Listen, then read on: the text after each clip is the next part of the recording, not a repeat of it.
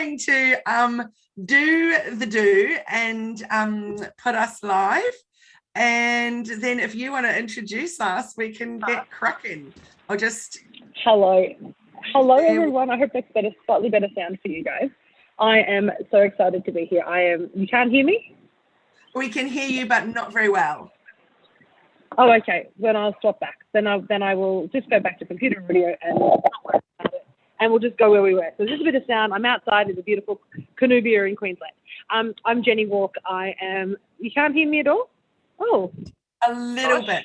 Oh no. Whatever you had before was good. Can you hear me now? Hear me? I don't know what's happening. Yes, it's a day. That's good. No, that's perfect. Yay. Okay, I'm staying this. This is what we're doing. I'm so sorry, everybody. I am clearly a little bit crazy today. I'm sitting in Canoobia in Queensland on my way to catch up with my my child at their school today. So I apologize for being outside. I'm Jenny Walk from Elephant in the Room Consulting, and I'm so very excited to have this conversation today with Kylie Mowbray Allen from my digital BFF from Hello Media. Hello, Kylie. How are you today? Great, Jenny. I'm so glad to be here with you too. But I'm intrigued. You're at school when, for us, clearly, lockdown and all that kind of stuff. But I think this is so awesome that here we are, 2021, you're able to jump on, do a live webinar from your child's school. That's amazing. It's pretty good. Well, I'm kind of just a little bit down the road. I've hijacked a chair from Michelle's patisserie next door, sitting at the burrito bars tables and hijacking some space. But isn't that awesome that we can do that anywhere? Phones and internet is phenomenal. So it shows that we can be connected anywhere, doesn't it? That's what's pretty cool.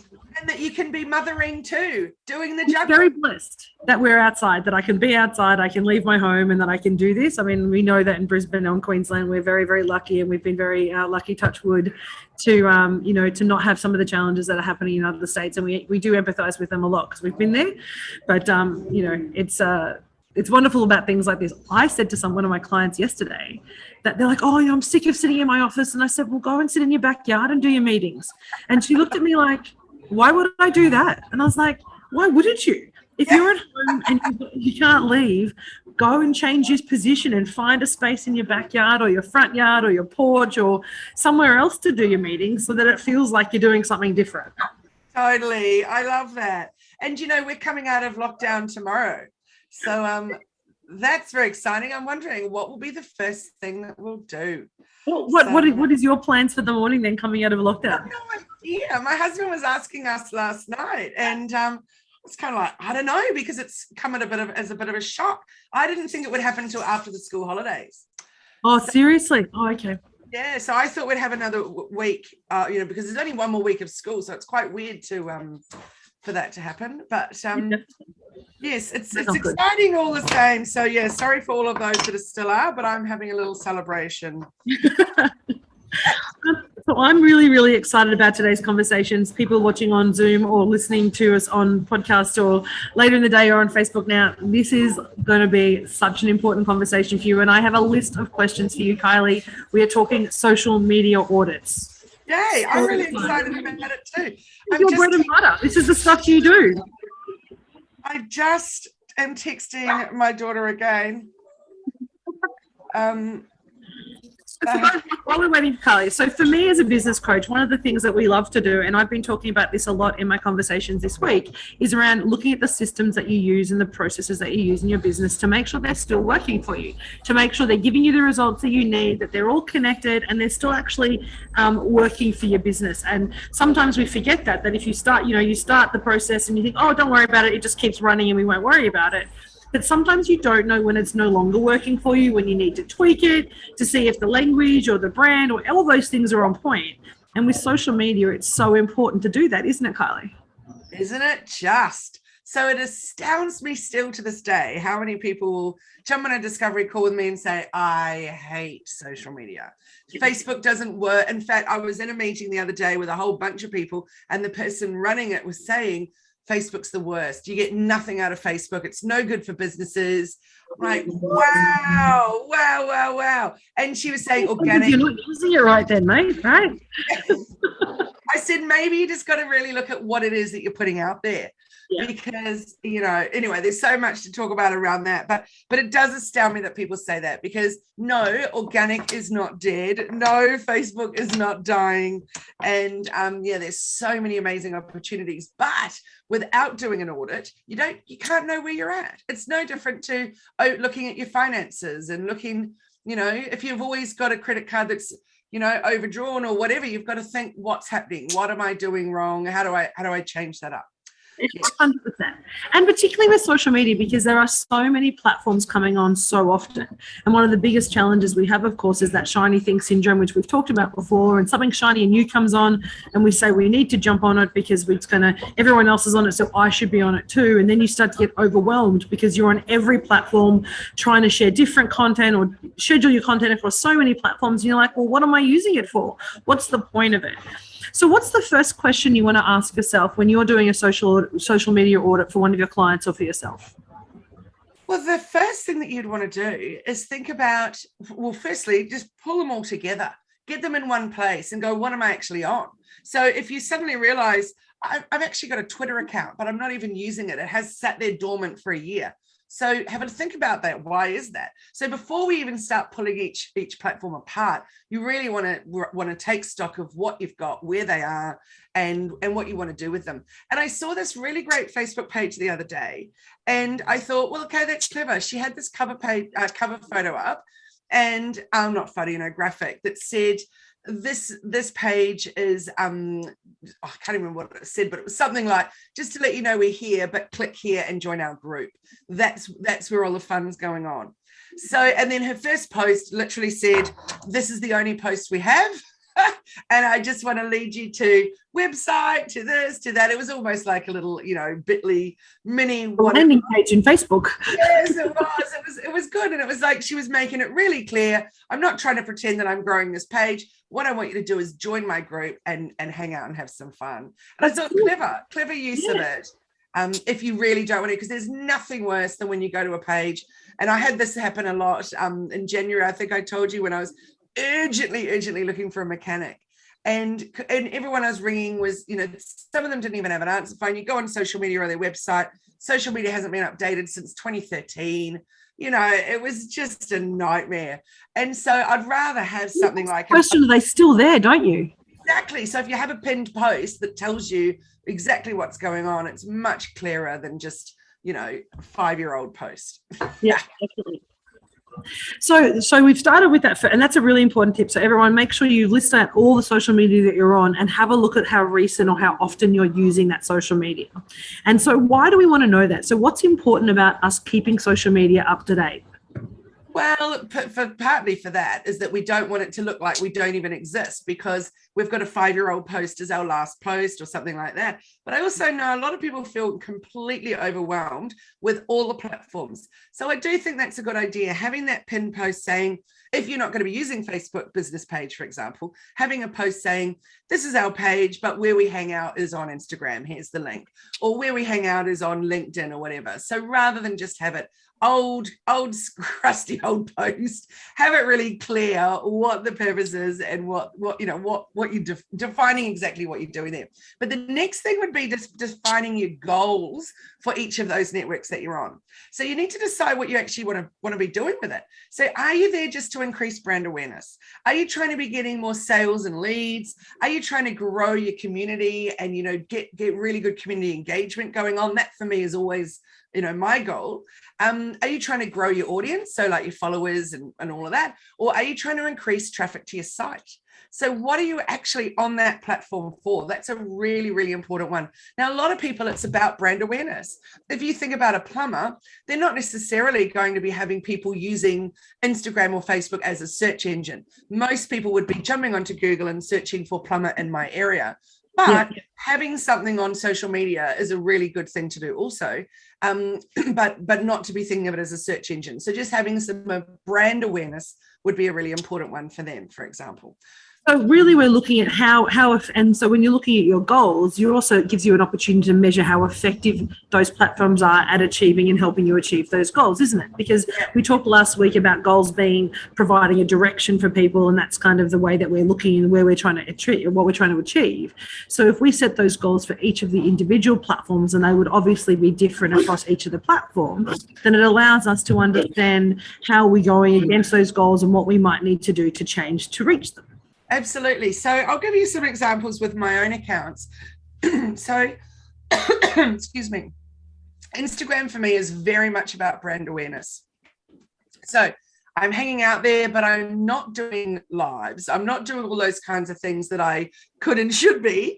But what I'm doing is I'm there. I'm, growing an audience that's interested in what I'm putting out there, and I'm having a little bit of fun with it. And sharing some tips, really, and sharing a little bit of inspiration and sharing a little bit about me, but it's definitely very much brand awareness. Facebook, on the other hand, is where I'm using it more of leading people somewhere. And most of the leading people somewhere is about leading them to my Facebook group, because the Facebook group is where the community is, and that's where we hang out. That's where people can ask questions and get involved, and I can share, hey, there's our new workshop coming up next week. Hey, if you want, to watch some old webinars about Google My Business or whatever, jump on YouTube and have a look at that. So it's very much a community. So for me, every single one of my platforms, and obviously there's Pinterest and all those as well, but every single one of them has a definite different purpose. I don't have the same purpose across the board. What about yours, Jenny? Really good question. In fact, we've just been really focusing on that at the moment. I think elephant in the room for my Instagram is, I guess, where I get to share a little bit more insight and some of my thoughts, and I'm a little bit more structured in the way that I approach Instagram. So it's a really great place. It has my links to all the different programs that we do in the bio, and it gives people a sense of, I guess, a little bit deep dive into my brain, a little bit more about me. Whereas I find the Facebook is probably the opposite. Facebook to me is really that brand awareness place. It's where I go to share information about the program in a little bit more detail, because you can put that in more detail on Facebook, where we do these posts, and I guess so people can find me. What I like about being across all the posts, but I use a lot of LinkedIn as well, but what I like about being on a number of social media platforms for me is that when somebody Googles Elephant in the Room Consulting, or they even Google my name, all the different social options come up, including my website. So my website's always first, but then it shows them all the different other places that they can find me. So that if they're interested in saying, well, I want to connect with you, but I don't like being on Facebook, they can choose how they want to interact with me. And that's what I like about being across a range of social medias, because I know some people are not on Facebook, but they'll play with me on LinkedIn, and they're not on LinkedIn, but they'll play with me on Instagram. So that gives us options for my clients. Absolutely. And that's why you don't want to have it the same across the board.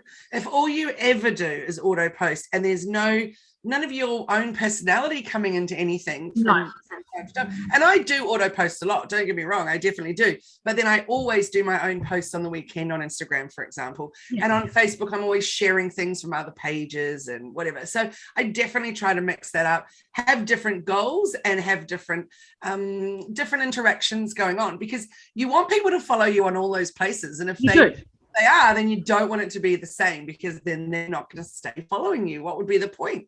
And I noticed that a lot with stories. So I look at stories a lot. And if it's the same stories on Instagram and the same stories on Facebook, then I'll generally just swipe through, and I kind of lose interest because I've already seen it. And that's doing you more damage than good when people swipe. So try, if you can, to come up with some different stories on each. So that's really important. I'd love to talk a little bit more about that in relation to specifically in terms of posting. So when we're doing this audit, there's a giant truck going past me right now. But when we're doing this audit, when we're looking at an audit for the business, what are the key things that we're looking at in the audit? So if we can nut it down, rather than just kind of having a look at it and saying, oh, this is cool, and is this on brand, and is it meeting my purpose? What are some of the specific questions that you look at when you do an audit for somebody? Well, I'm glad you brought up branding, because that's my first thing I will always look at. Do we even know where we are? Do we even know who we're looking at? And it's so weird when people have different names on the different platforms. And I've seen that a lot. And I'm like, that's confusing me. And I even know you, let alone how it must be for other people. It can be incredibly confusing. Now, it is really difficult often to get the same name and to be able to grab the same Facebook, the same Instagram, the same everything, but to have a version. So for example, excuse me, Instagram on our account is hellomedia.team, because we can't have Hello Media. There's so many of them.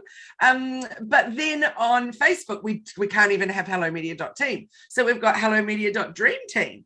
And so on some of the other platforms where I could have just Hello Media, I've chosen to go with hellomedia.team with those as well, just so that I've got that consistency across the board. So that's the first thing with the branding. But then what does it even look like? Have you got your logo there? Or on some of them, have you got your face? And on others, have you got your logo? Like, try and make sure that it's the same across the board.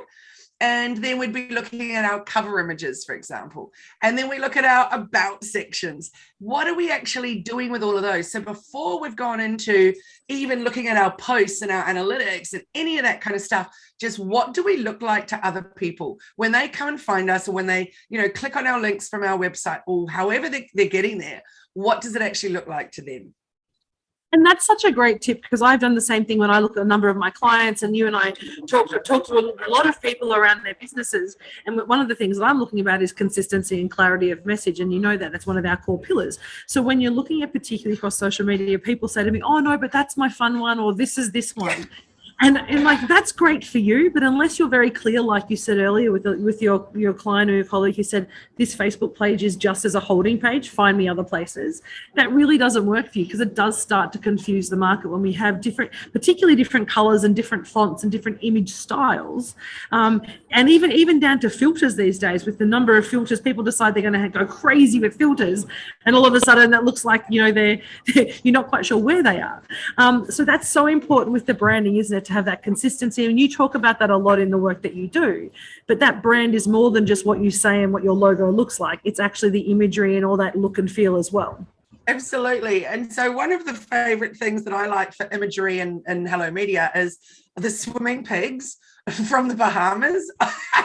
I've never been there. I've always wanted to go. It's on my bucket list to swim with the pigs. But for whatever reason, and I've loved pigs since I was a little girl. And it's not that pigs are a symbol of my brand. They're just one of the types of imagery that I like to use. It's fun. And they're fun. And seeing a pig swim is just fun.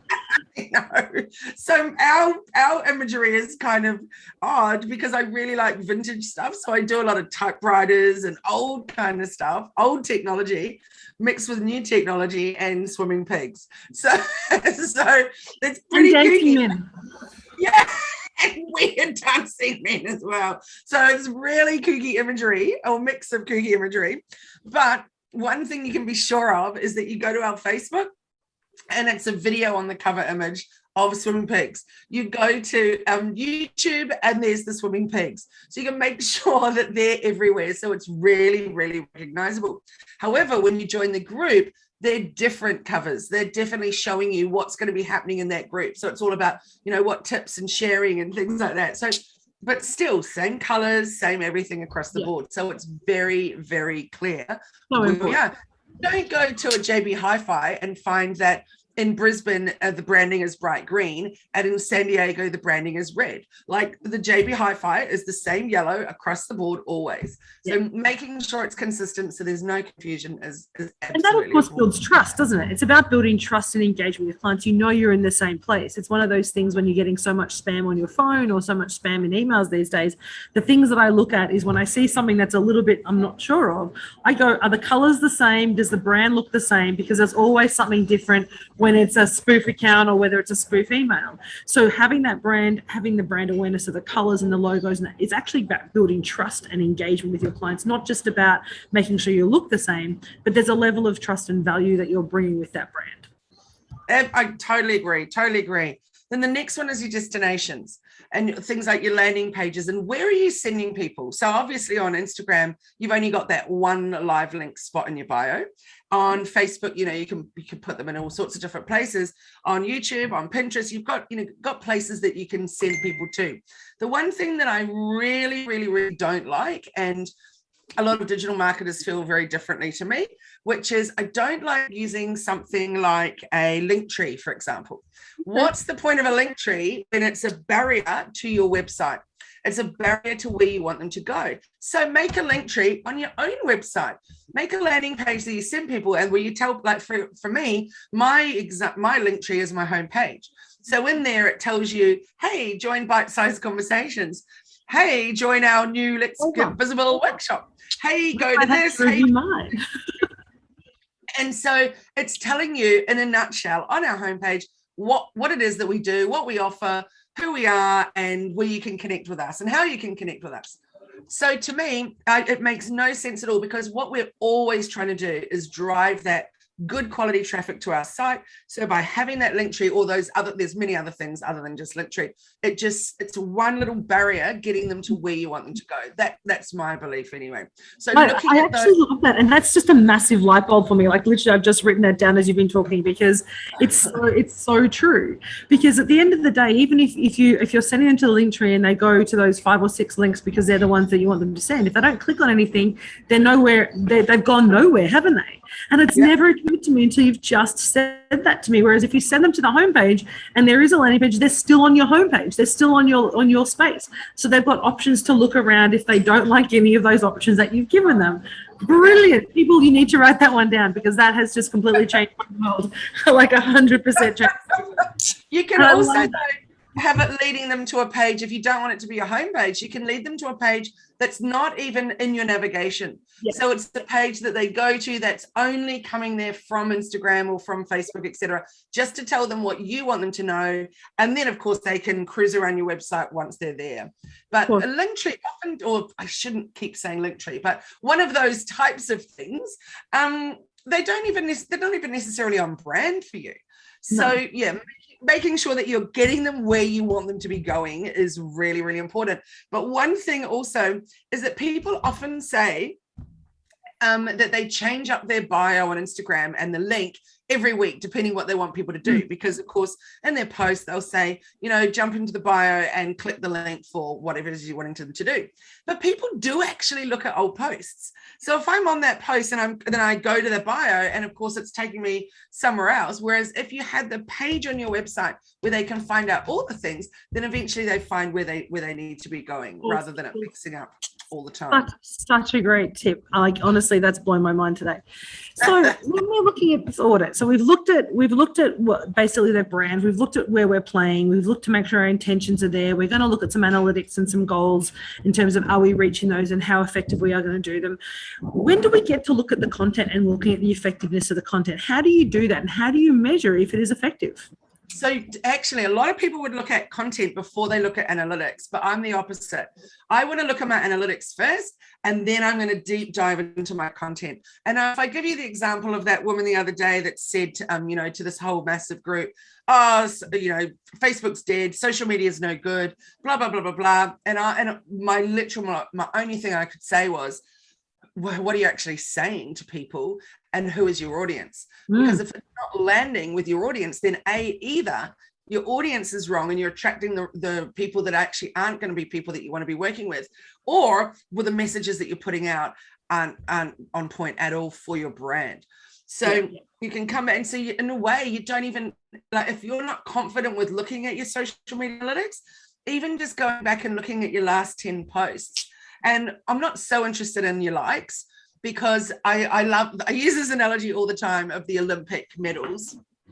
So if you get a bronze medal, that's like getting a like or someone saved your post. So that's great. It's happened. It's awesome. You got a spot on the podium. But let's go on to the silver medal. So when you get a silver medal, it's because somebody's done a comment. So when you think about Instagram and there's scroll, we want to stop the scroll. So the first thing that'll stop them is that graphic. Then we want to intrigue them into reading your caption. And then we want to give ask them for something. So respond in some way, give, a comment, whatever it is. So a comment's really awesome. That's a silver medal. But when we're going for a gold medal, that's a two-pronged approach as well. So the first one would be if somebody tags a friend. So if I saw a post and I tagged Jenny and went, look at this, you're going to love this product, Jenny. And so firstly, Jenny's never seen that before. So she's like, Yes. And secondly, if you really are interested in what they're doing, you'll then go and find their page, follow them, like them, whatever. So that's your eyeballs. That's why you're getting a gold medal for that. And then the other gold medal is that if somebody then shares that, because that's either going to their personal, to their business, wherever, into their stories. So that's brand new eyeballs on that post as well. So I think about when I look at my post and I'm thinking, what's been going on with my engagement? I'll be going, okay, so am I just getting loads of likes? Probably that's because I'm not putting any kind of call to action in there. I'm not actually asking or telling you to do anything.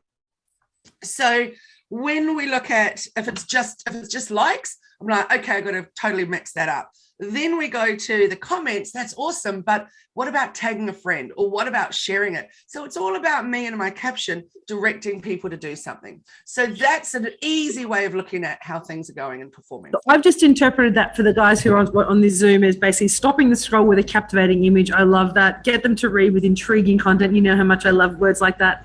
Encourage them to comment with a call to action, and then invite them to share with others. What a great way to look at how you want. And that's a really simple way of doing your I love your bronze, silver and gold analogy. We've talked about that before, and it's such a simple analogy because it is about getting people to expand the audience, isn't it? That's the purpose of social media, is to get that engagement beyond what you're doing right now and getting other people to see it and get those new eyeballs on it, which is so cool. So Absolutely. If you find you've got an account and you find that you've got a range of social media, but it's not working for you, something's not working, what's the first thing that you recommend to somebody that they do if they realize that their 5 or 6 platforms aren't working for them and they're not feeling engaged anymore? Let's just peel it back then, or pull it back and go, okay, let's think about one of those platforms. So let's go, okay, it's going to be Instagram this week, and I'm going to study. Why don't I go back and look at my last 30 posts? Which ones did well? Which ones did people engage with? Which ones did they interact with? What, even if it was just likes, what was I getting on that, and why was that happening? Is it that they really thought it was beautiful imagery? Is it that the caption worked well? What was actually happening with that for me? And if it's really nothing, it was like, say there's no likes, there's no nothing, I'm like, okay, well, for starters, I've got to mix up what I'm putting out there entirely because I'm not reaching the people that I want to be. But actually, let's rewind it. Are we also using hashtags? How are we trying to get people to find us that will then interact with us? So we've got to think about not just what are we putting out there, but also how are we reaching those new people? Because it's not enough just to do a great graphic and an awesome caption. We've actually got to have people seeing us. So if I've only got 10 followers and we're not putting any hashtags in there and giving people ways to find us, then, we're pretty much talking to nobody. So this is my top tip of the day, is repurpose that content. The stuff that's been gold. And if you're really confident with the analytics and you're looking at all of that, see the good stuff that you've done before, repurpose it. Maybe mix up the caption a little, but keep putting it out there. You don't have to reinvent the wheel every single day. I love that idea of repurposing, because I know it took me a long time to do that. In fact, talking to my team and saying, why are you repurposing? Why are you writing new content all the time? And recognizing which of those good posts. And that's why I've got an amazing team who actually help me do that, identify those amazing posts and make sure that they are available to repost, and we schedule those ready to go. But I love that as a tip because it does help reduce that overwhelm and that need to have to always be writing content every day and feel like that you're having to reinvent the wheel. Because as you've told me before, if you have the content that's really good, you can swap an image out, and in a different audience, they will read that completely different because the image will give them a different sense to start with. So they'll read the caption differently, or they'll engage with it differently if you change something simple like the image. Absolutely. And I wasn't on Instagram yesterday. So whatever you put up, I missed it. So give it to me again in 3 months' time and I might see it. So it's always people going to be seeing your content. That is such an important tip. You have really blown my mind today. And there was one more question that I want to ask you, and I know we're running out of time.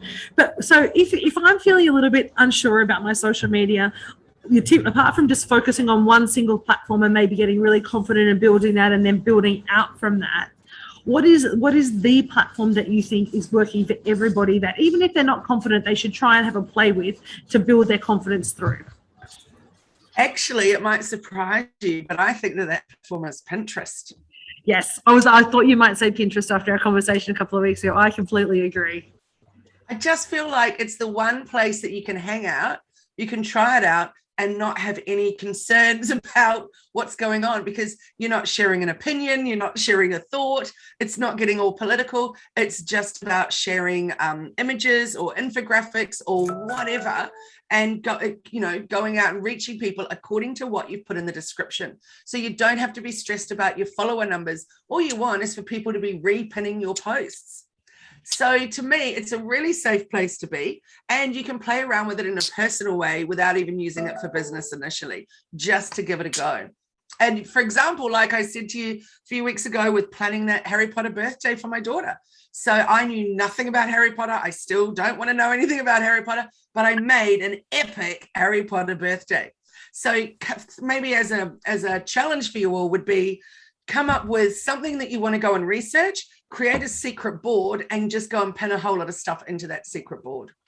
And what I love about the tips that you gave from Pinterest last time we did a couple of weeks ago is that also, because that content is there, people will, if they're searching it and it's got the right, whether it's the right tag or the right word or the right title, people will find that forever. So it's not the same as Facebook, in the sense that if you do an amazing post and it goes 3 months later and you haven't repurposed it, people can go back and find stuff. I know when I've been playing on Pinterest lately, I'm finding stuff from like 5 or 6 years ago because I've just happened to use the right tag or the right put the right search in. So it's a really good way to actually see who's searching and what's interesting to your clients and your potential clients. That's right. And remember that when you click on that image, it takes you directly to where that you want them to go. So directly to your website or whatever. So that is just so clever, because, so that's why you need to be hanging out on Pinterest and try it out and see how it goes for you. Really great tips. So to build confidence, play with Pinterest, making sure that you're focusing on getting that gold engagement of getting someone to comment and share your posts. So looking at what your images look like, making sure your content is captivating, but also making sure that you set those goals so that you can go back and decide whether or not those platforms are working with you. Such amazing tips today, Kylie, as always. So excited. A page of stuff like you do when I reach out, and now that is what me and my team will be doing in the next couple of days. That's so awesome. I love that. Find you though, if we don't feel confident doing this, how can we find you to help us do these social media audits and all the other work that you do? Jump onto the website hellomedia.team and click on book a discovery call, and we can have a chat, or you can jump into a Facebook group, Hello Media, and obviously follow us on Instagram and Facebook, and get to hang out. But Jenny, what I just love is that even 3 years down the track, we are still learning from each other every single week, and I think that's so awesome. And as we always say, every coach needs a coach. And the fact that for those of you that don't know, Jenny and I meet before this every Friday morning and coach each other. So always remember, every single person in business needs a coach. So Jenny, how can people get in touch with you? So they can find me, Facebook and Instagram is where I hang out, at Elephant in the Room AU. Also, you can find me at my website, which is EITR Consulting.com. But please come and, again, book a chat, have a chat. We've got a great network called People, Purpose, Profit, which is a community of business owners that just want to connect and share and coach each other and motivate each other. So find me, Instagram, Facebook's probably the best place. That's where I tend to hang out the most. Awesome. And Jenny, I just want to share that next week we have our brand new offering starting, which is a workshop series. It's one per month for 12 months, and it's called Let's Get Visible. So the topic of will there be images of like leg warmers? Yeah. As I've been creating it and designing it and all of that song over and over and over in my head. It'll be in my head all day. For those who don't know what we're talking about, Let's Get Physical from Olivia Newton-John is now going to be in your head. Let's Get Visible. I love it. And so that's the name of the whole series. But the topic for next week for our first one is 5 steps to a great social media strategy. Actually, that might be something like that. I can't even remember the exact name. Sure you go to it. Make sure for those who are watching us, check out hellomedia.team and find out information, because your masterclass are epic. You learn so much, and it's actionable stuff. It's not just really cool information. You get to do stuff in the process and during the workshop. So make sure you reach out and do that. If not anything else, that's your goal for next week, I think. And it's going to be at 10 o'clock next Friday, so directly after this. Awesome. Well, that's exciting. forward to it. All right. Well, thanks, Jenny. So our topic for next week. Oh, that's a very good question. I always forget. We'll have something fabulous for you guys, I'm sure. I know we had a topic, but I'm always forgetting to. So anyway, there you go. Value of marketing is our topic. Ooh, wow, that's a big one. For reminding me, the value of marketing. I'm really excited about that. That will be amazing. All right, and that's the 17th of September. I look forward to it. Jenny, have a great day at school today, and wonderful weekend. Awesome. And thanks everyone. Have an amazing day. And sorry about the background noise, everybody. Really appreciate you joining us. I love that this is the true, real juggle of life. It is true. All right. See ya. Thanks, guys. Bye.